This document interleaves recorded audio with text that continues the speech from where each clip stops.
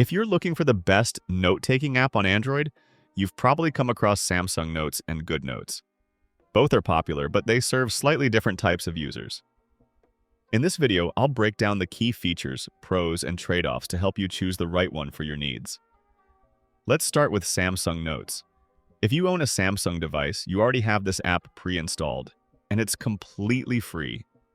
It's tightly integrated into the Samsung ecosystem, so your notes sync effortlessly across Samsung devices and even Windows PCs through OneDrive.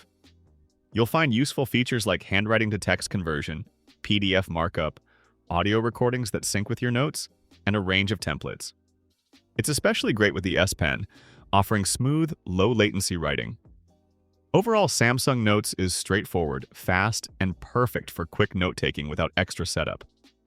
Now, onto GoodNotes for Android. Originally an iOS favorite, it's recently made its way to Android. The free version allows up to 3 notebooks, while the paid plan, around $7 a year, unlocks unlimited notebooks. GoodNotes is more feature-rich, with precise handwriting recognition, detailed PDF annotation tools, real-time collaboration, and plenty of customizable templates. Its lasso tool lets you move or resize content, and its organization features are excellent. The downside? On Android, a few advanced tools from the iOS version are still missing, like full-page reordering. So, which should you choose?